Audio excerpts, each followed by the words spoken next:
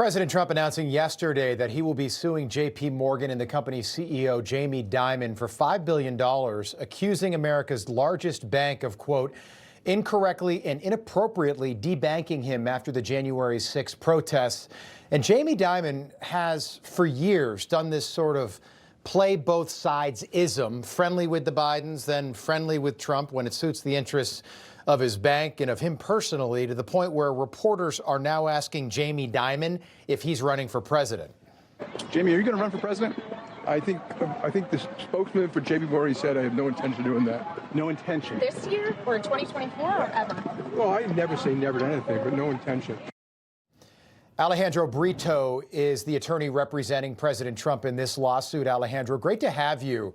So, according to the lawsuit, JPMorgan notified the president that they would be closing several of his accounts on February 19th, 2021. That's about 5 weeks after January 6th. In your opinion, why did they do that?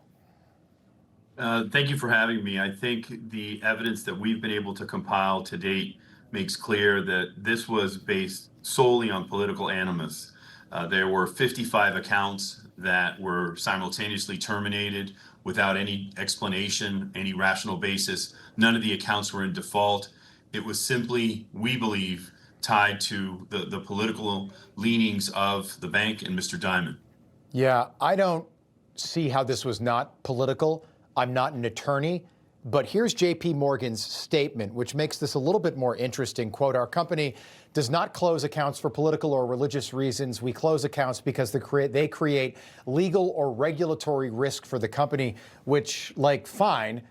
But what legal or regulatory risk or reasons were there to close Donald Trump's accounts right after January 6th? Are we supposed to believe that's just a wild coincidence? I think that's what they're trying to pass off as their primary defense, that they had no choice but to comply with regulatory directives, which we believe to be fictitious. We don't believe that that was accurate. And I think your suspicion is one that's shared by many, which is the timing was not coincidental. It came on the heels of January 6th, and we all recognize what the political tone and tenor was in our country at the time, especially with the prior administration fanning those flames.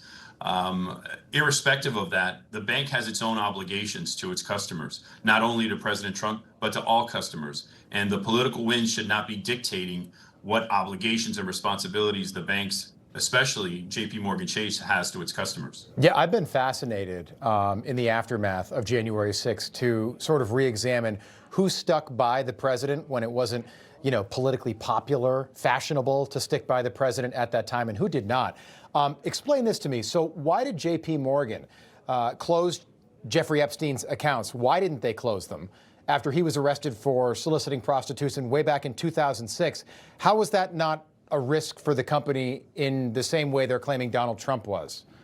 Allegedly. I really wish I had an answer for you, but very much like your own example, there are many other examples that I've been confronted with since just the filing of the lawsuit. My email inbox has been flooded with multiple individuals and companies who've experienced similar situations, who've reached out saying, well, what about my situation? Why was I debanked? What about others who weren't, who had a litany of nefarious things going on in their situation, in their business, but they continue to be banked by JPMorgan Chase and others. Yeah, again, and they did this 5 weeks allegedly after January 6th. I know the president did sign an executive order to ban banks from debanking people based on their political or religious beliefs.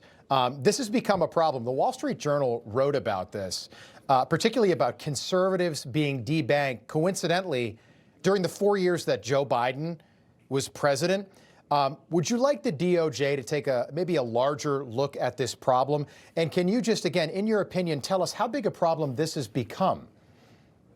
I mean, this is an immense problem and has been for many years. And I think that there needs to be further investigation. I'm not inciting the Department of Justice to take any action. I don't have a role in that. I don't have any say in what is done. But I think all citizens should have an interest in having the regulators, as well as the Department of Justice and anyone else who can put eyes on this problem, look into it.